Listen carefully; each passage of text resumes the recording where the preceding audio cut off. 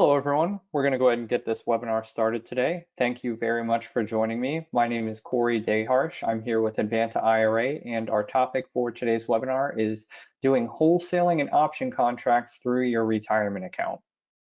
Just before I get started, I want to let everyone know that the audience is going to be muted for the duration of my presentation today. I will encourage you, though, to participate.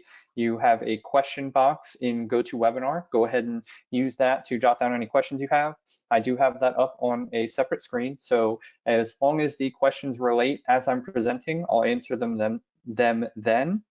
Otherwise, I will have a chance at the end of my presentation to go through any other miscellaneous questions that may come about. So please actively participate if I'm going over anything you'd like me to expand upon further, or if you have any other relatively related questions, I can cover those as well. One other piece of housekeeping, the recording for today's webinar will be emailed to everyone that has registered, and the recording will also be posted to Advanta IRA's YouTube page within about a day or so you can share it with friends, family members, whoever else you think might enjoy this content. We put out 2 educational webinars a week typically. We have a podcast, so there's plenty of free educational content in the retirement investing space that you can obtain through Advanta IRA. So just a little bit about me. My name is Corey Daharsh. Again, I've been with Advanta IRA just over 8 years now. I've served a number of years as a client account manager, handling day-to-day transactions for clients. And about 3-4 years ago, I switched over to the business development team, where I now do these types of educational content. I network in person, travel around for investor conferences and things like that, where I can just expand people's knowledge and understanding about self-directed investing and the powers that you have in your retirement accounts to take advantage of alternative investing strategies. If you would like to reach out to me directly, all my contact information is here. I will put this up on the screen at the end of the presentation as well.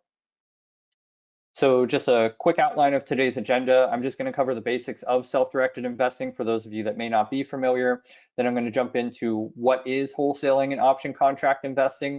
I'm going to cover some rules and feedback from Advanta regarding how you should go about those strategies and different options or opportunities you have. Then I have a few case studies for you, and we will conclude with any final questions. So Advanta IRA is a self-directed administrator. We've been in the business for just over 20 years now. We've got just over $3 billion in assets under management held through our clients' retirement accounts. And all of our clients' funds that are not actively invested are insured up to FDIC limits in trust accounts. Every client that we have is paired with a client account manager, again, a role I used to serve as. So our clients receive a white glove concierge style customer service where they have just one person that they reach out to if they have questions, have any needs, whether it's processing a new transaction or getting cash flow in or out of their retirement account for any purpose. They just have one point of contact. They don't have to reach out to a call center or keep a tab of who they need to call for what service they need. That is the account manager's role and responsibility, and it really lends itself to our clients feeling very comfortable, building rapport, and making a very smooth and simple process for your investments and your strategies or new goals you may be looking to acquire different assets that you maybe didn't already have in your account. Just a quick disclaimer, all of the information I'm going to share today is for educational purposes only. Again, I'm going to have some case studies. They're using relatively rounded numbers, so nothing to be exact or to be conveyed to your exact investment strategy, but they're reasonable, relevant estimates for these types of transactions. All of the material, again, educational purposes, and we always implore you to do your own due diligence. That's within your team of attorneys, CPAs, tax advisors, any financial advisors. That is completely up to you. Again, when you're self-directing, you're taking out the element of having a fiduciary or a financial advisor tell you what or where you should invest your money, and you're putting that power into your own hands, making your own decisions, and thus needing to do your own due diligence very thoroughly. So why do people choose to self-direct? Well, a lot of people find out that self-direction is even an option and have already been doing a certain type of investing and realize, oh, this is a new source of capital to continue my investment journey in whatever space that they may be already investing in. A lot of people are getting fatigued with the stock market fluctuation and just want to, if not move their full retirement account to a self-directed account, at the very least diversify break off a chunk and start doing something different, that they maybe have a deeper passion or personal involvement in a specific investment strategy. And then there's tax benefits to making these investments that we're going to talk about through a retirement account. Any investment you make with a tax deferred account does not incur any taxes at the time of the investment or the payoff of the investment. You simply pay ordinary income tax later in life when you distribute the money out of the account. Or if you choose to do what's called a Roth conversion, pay taxes on that money and let it grow in a Roth IRA completely tax-free. And subsequently, if you're making these investments from the outset with a Roth IRA, you're really likely never going to have to pay taxes on that money unless you're doing like an early withdrawal or have any specific circumstances out of the ordinary sphere of that investment goal and strategy. There are a number of different plans that can be self-directed. So most people are familiar with your standard traditional or Roth IRA, but we also offer SEP and simple IRAs for small business owners. Dually, the individual K or 401k solo 401k plan is a great plan for small business owners with no W-2 wage earners. Those plan types, the SEP Simple and Individual K, have much higher annual contribution limits than your traditional and Roth account.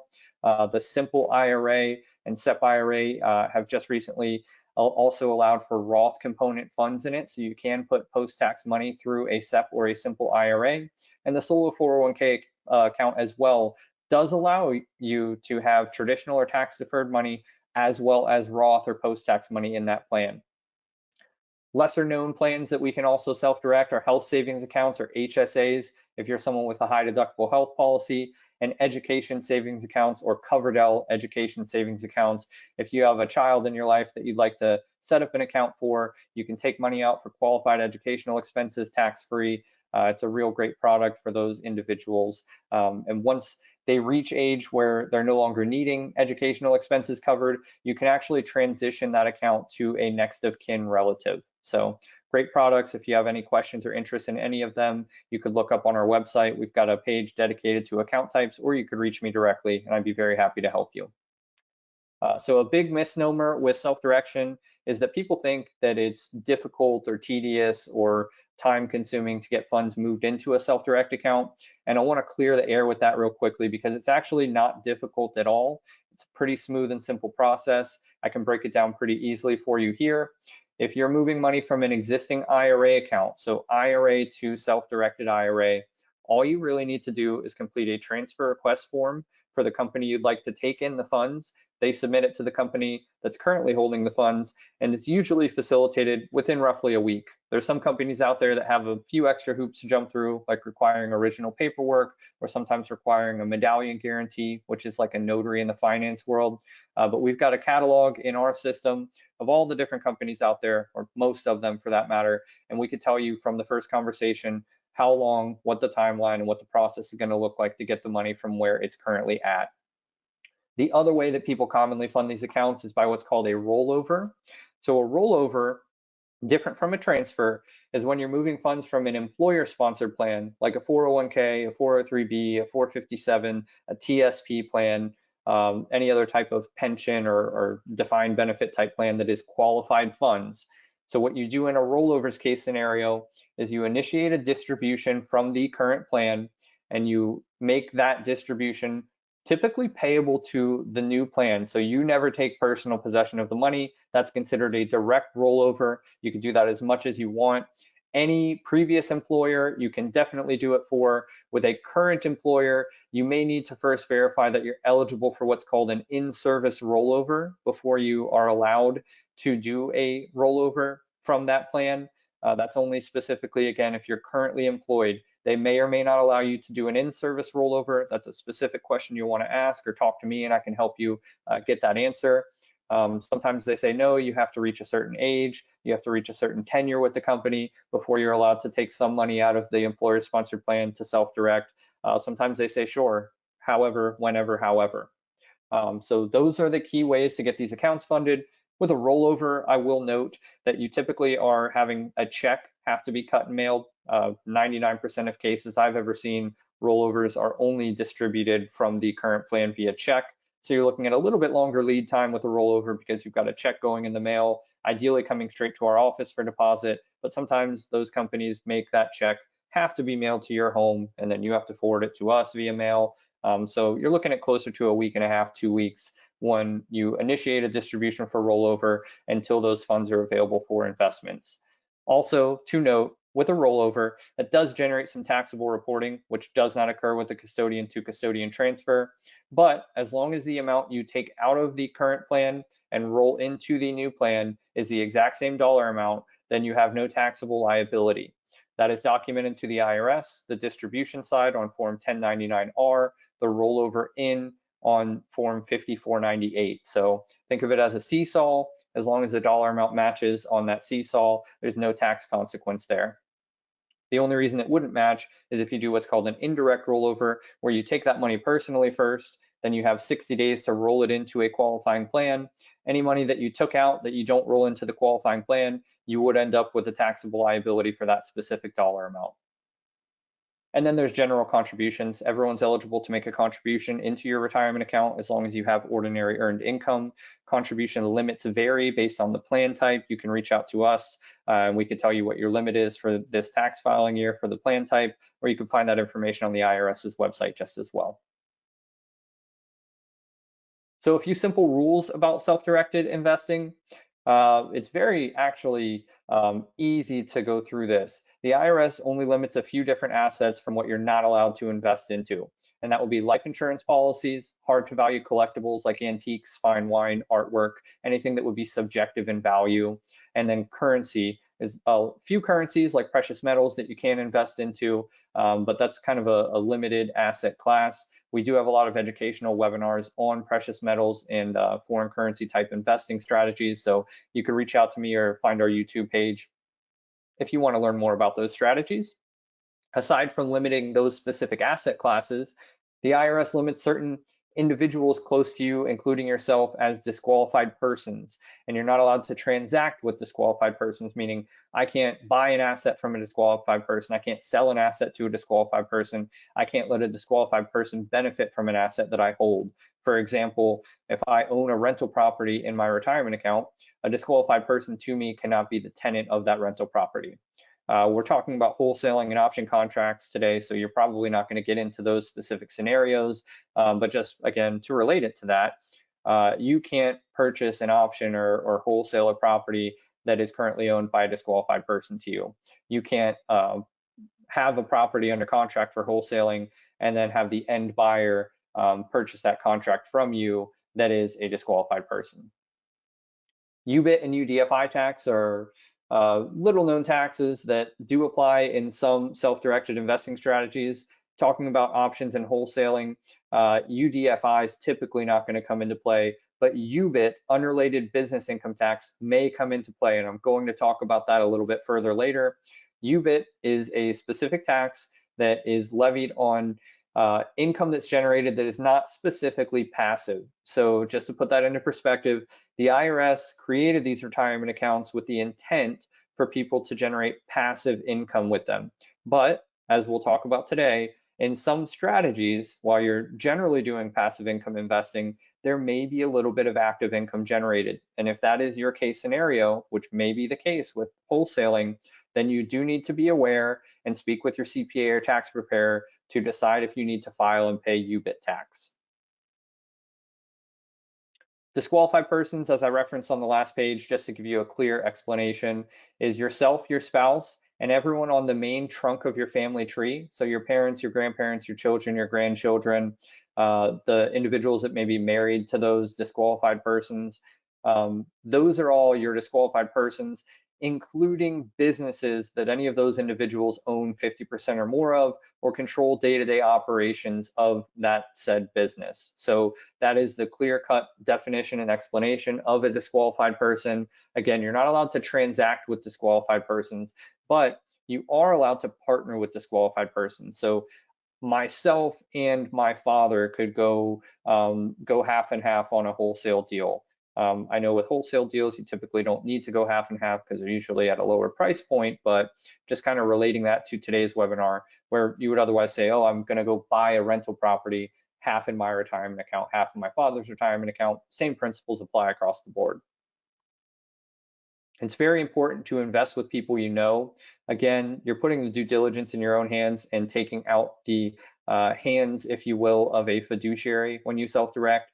So as you're prospecting, as you're finding people to wholesale from and wholesale to, it's always important to know, like, and trust those people. Hopefully you're already involved in your local RIA community or other meetup type groups for real estate investing. If not, I heavily implore everyone to go on Meetup or find your local group and start networking there, because they're great resources. There's people that have a lot of experience in investment strategies you may be interested in or already doing, and you can really glean some knowledge and really network and maybe do deals with those people pretty effectively and efficiently. And also get feedback if there's someone you don't really necessarily want to deal with from some of their historical experiences. So it's always a good thing to network, and your network builds your net worth. So meat and potatoes here. What is wholesaling and option contract investing, and how can it be done within an IRA? So wholesaling is a short-term strategy where an investor locates a property, enters a sale contract with the owner, and then transfers that contract to another buyer. Typically, you're going to see these properties as distressed properties or something that needs work. So you're kind of just serving as a middleman, or more directly and specifically your retirement account in this case is serving as a middleman to get to an end buyer that's potentially going to rehab the property and sell it, or rehab it and rent it. However that may look. There's a ton of different ways that can go, but that's not really your job in the wholesaling scope. You're out there finding the properties that you think you can get under contract at a reasonable purchase rate, and then trying to sell the contract to purchase that property for a rate higher than you paid to get it under contract. That's the gist of it. You'll notice that the wholesaling description or definition is underlined. I pulled that directly from Investopedia. There was a great article I found explaining wholesaling in a little bit more depth. So if you are someone that wants a copy of today's slide deck, I'm very happy to share that with the audience. Just email me directly, and I will be happy to share you a copy of today's slide deck, and you can click on that underlined text to pull up the link to Investopedia's definition there. With option contracts, very similar but not necessarily tied to a specific piece of real estate. Option contracts are just an agreement that allows a buyer, being your IRA, the rights to buy or sell an asset, but does not create an obligation to act upon that right. You, via your IRA, simply retain that right to exercise that option within the agreed upon time frame. So it may be, hey, within the next 6 months, I have the right to buy this asset at this price, or I have these assets, I have the right to sell this asset to you at this price if I choose to exercise this option. That's basically the gist of it. Again, they're very similar to each other. Wholesaling is more so real estate aligned. Options contracts can be any other asset class for that matter. And with the retirement account as the investor, it's important to note that you're structuring the deal in the name of your retirement account, not yourself personally. So all the paperwork is going to be listed with the retirement account being the buyer and the seller for that matter. And all the cost of making the investment and then the income generated from the investment would need to flow directly through the retirement account. We're going to talk about a few different ways on the next slide that you can strategize that, but it's very important to never commingle your own personal funds or your own money in these transactions. Never have the money sent to you personally, never pay the money out of your pocket personally and think you can get reimbursed by the retirement account. Those are pretty strict rules from the IRS's standpoint, again, to keep your retirement account completely separate from you and your personal pocket. So again, there's a few different ways that you can proceed with these strategies. The first way, which is pretty common, is direct investment. So by directly investing into a wholesaler and option contract, you basically go out and source the deal, and you bring the deal to the table, or in other words, via email, whatever paperwork is associated with the deal, to your client account manager at Advanta, and they make it very smooth and simple. They send you a request to approve all of the paperwork for the deal and approve our paperwork that authorizes us to execute the investment transaction, and we process that accordingly. Once you have the buyer, you again provide that information to your client account manager, and they'll facilitate the sale transaction side of things, making sure you get paid whatever you were supposed to get paid, and then the contract is executed appropriately and conveyed along to that end buyer. Now, the other way to do this would be through what's called checkbook control. Checkbook control basically means that you're taking a more personal approach in the strategy. Checkbook control can either be established via an LLC or a trust. In my experience, I've seen a lot more LLCs than trusts, so I'll kind of lean that direction. But I do want to just address that trust is a viable option as well for this strategy. And with checkbook control, again, you execute the investment directly in the name of the checkbook vehicle, whether that is an LLC or a trust. You'll basically be the manager of the LLC. So you have the signing authority and access to a bank account with all the funds that the LLC holds that are originally from the retirement account. Or with a trust, if it's a trust investment held by your retirement account, you cannot be the trustee. So you do have to have a non-disqualified person as your trustee, and they will facilitate executing the investments, processing the transactions, moving the funds out to make the investment, taking the funds in when you sell the investment, and conveying the paperwork to the end buyer. So that's the general two structures that people go about these strategies. There's a lot of different considerations to be had. That's kind of between yourself and your own due diligence, and even speaking further with your client account manager as you're prospecting what works best for your needs, your goals, your intended level of involvement. We're here to help and support either way.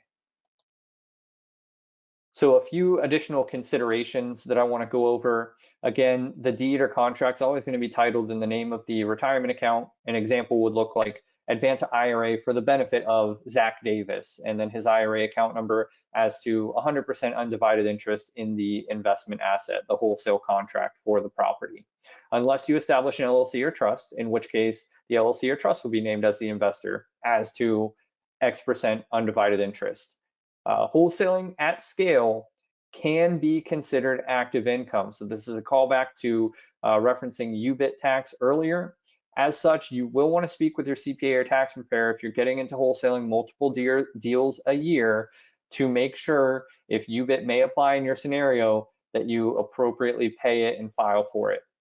This is allowed within your retirement account, but you do have to coordinate to make sure you pay it. You don't want to get in a position where you were subject to UBIT and didn't pay it. In any case scenario, you don't want unpaid money to the government. That's not something anyone's looking to have to deal with later on down the line.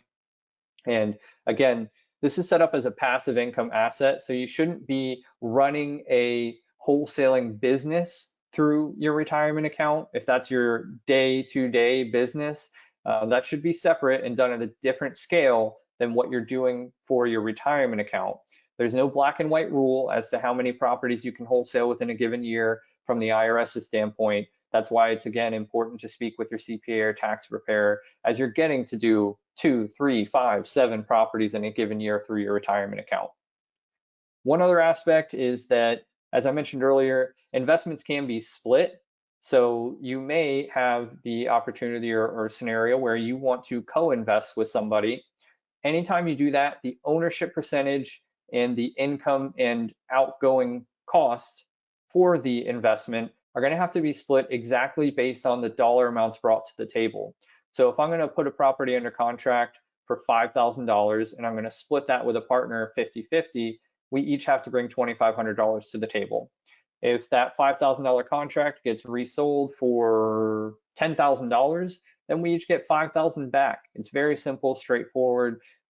If you are partnering with a disqualified person, the ownership percentages cannot change. There are limited scenarios. If you're partnering with a non-disqualified person, you may be able to buy them out on a certain portion of the percentage or something based on your needs. If someone fell short or had a circumstance come to play, there are things to kind of resolve that to a certain level, but not with disqualified persons when you're partnering. So I'm going to roll straight into my first case study, which is general wholesaling and option contracts through your IRA. So in this example, I have Zach. That's a familiar name you saw from a slide or two ago. Zach would like to use his retirement funds to wholesale real estate. He's got $100,000 in a managed IRA ready to mobilize. Taking a proactive approach, he sets up his self-direct account and transfers enough money to take down the first few deals he might find. So he's getting that done ahead of time so that when he finds the right deal, the money's in the self-direct account and ready to mobilize. And basically the transfer has already been completed, the account's been set up, ready to go. So Zach finds a property that he believes he can sell to an end buyer and puts that property under contract using a $2,000 earnest money or escrow deposit. He makes sure the contract is in the name of the self-directed account and provides Advanta the paperwork so that they can execute the transaction upon Zach's approval. After tapping into his network and connections, he finds an end buyer and agrees to transfer the contract for a purchase price of $6,000. So Zach's going to coordinate that $6,000 payment coming to the retirement account. The Advanta account manager is going to coordinate making sure that payment is received, and then authorizing and executing the assignment or addendum to the purchase contract to be conveyed into the name of the end buyer. So again, this is a relatively simple investment strategy. If you're already a wholesaler, you probably kind of know the gist of this, but this person can generate $4,000 of either tax deferred or tax-free money in their retirement account just by finding a property that they can tap into their network and sell to an end buyer that, again, is likely going to rehab that property or do something with it that's not really the wholesaler's role or responsibility, but do something where they actually want to close on that property and turn it into whatever they may want to have it be, a rental property, a fix and flip. It's completely their discretion at that point, which can also be done through a retirement account. I will add that is a completely separate webinar, completely separate topics, but you could just keep the property, buy it in the name of the retirement account, fix and flip it, sell it, rent it, whatever you might want to do. Real estate is probably the premier asset class in the self-directed space. A lot of investors turn to self-direction for real estate assets in various forms and fashions. So just a deeper dive into that example, who does what? Zach opens and funds an account, finds an investment property, makes an offer to purchase and enters a contract for the property, submits the paperwork to Advanta to execute everything, send the funds out, process the investment, and coordinates finding the buyer and collecting payment from the buyer through the retirement account so that the contract can be conveyed along to the end buyer. Advanta establishes the account, gets Zach's closing attorney or closing agent to provide all the paperwork. If Zach didn't coordinate that himself, we can definitely step in and work directly with that third party. Make sure Zach signs all the documents as read and approved so that we are authorized to execute the investment on his behalf or behalf of his retirement account. We send out the funds, we store all the documents, then we receive the funds, we execute the documents, send them out for finalizing that transaction once it goes full circle.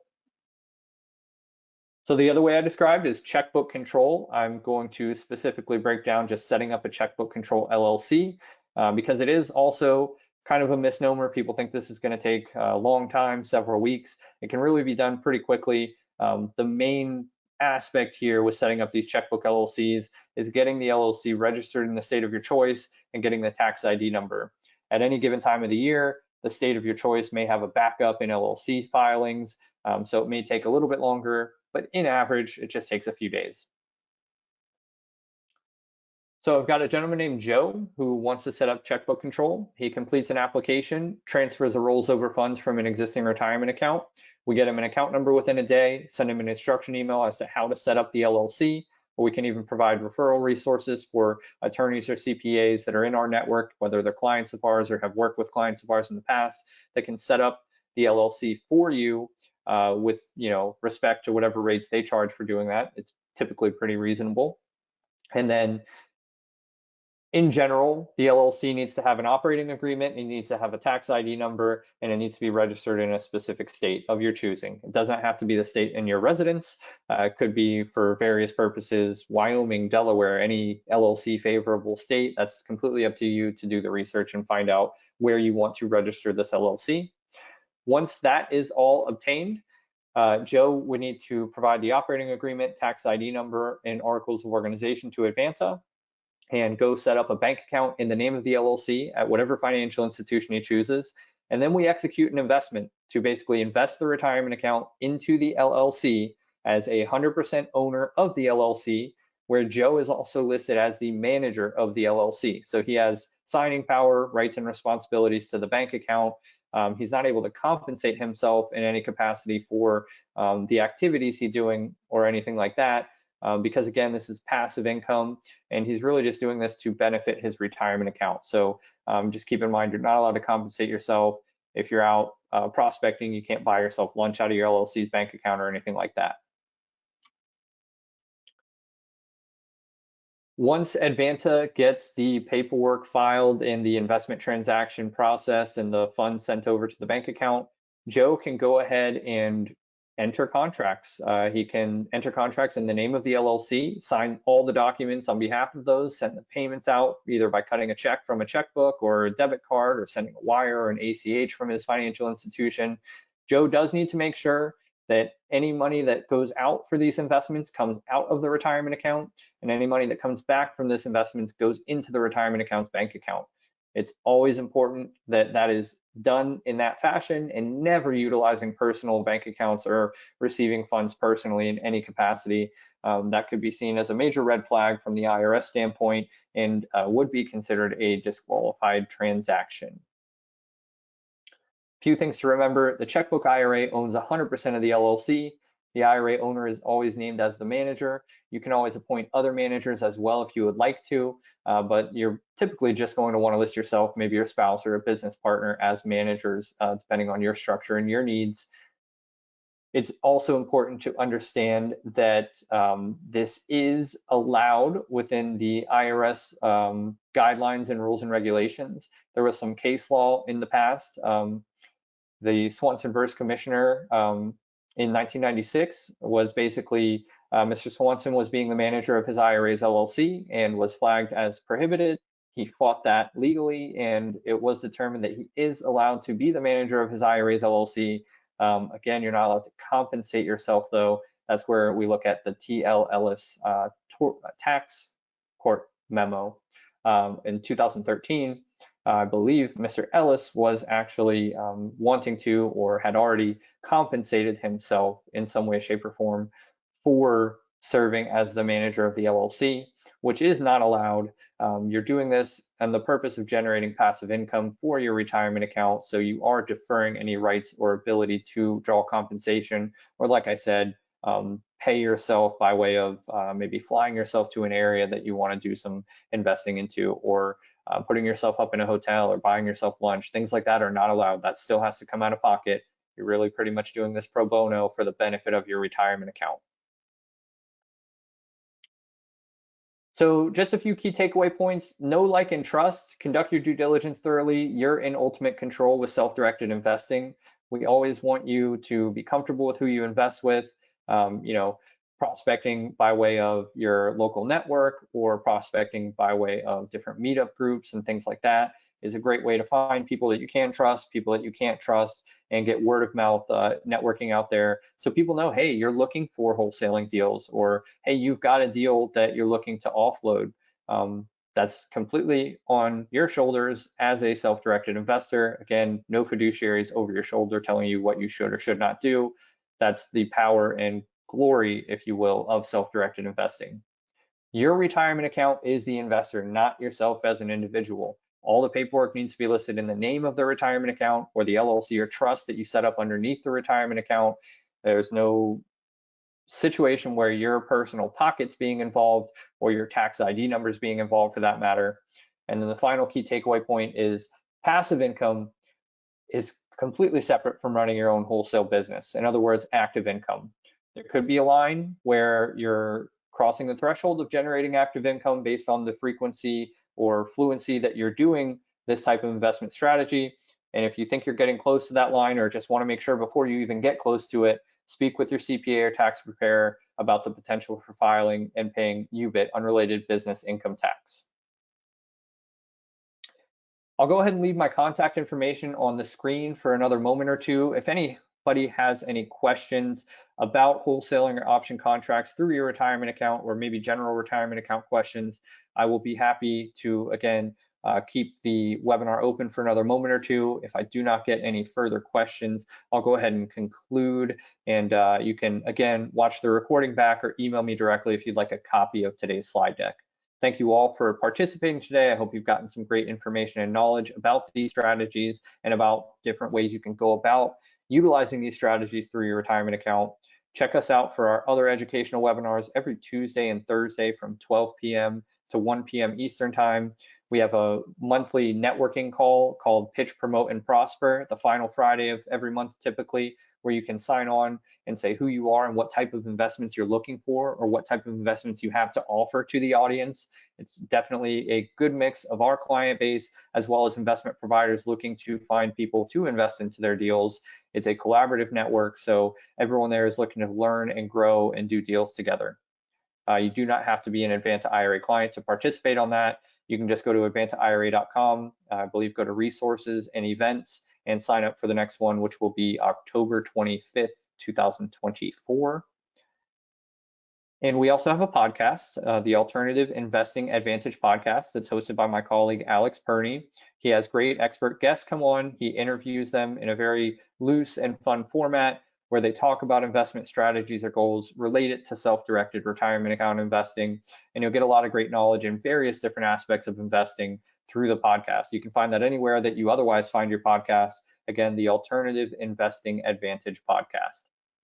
I have not seen any questions come through, so at this point, I'm going to conclude today's webinar. Again, I hope you've all had a great day and got something valuable out of this webinar. Please feel free to share it with any friends or family members that you think could glean some knowledge from this, and also reach out to me if I can help you directly in any way, shape, or form. Have a great rest of your day, and thank you all for being here.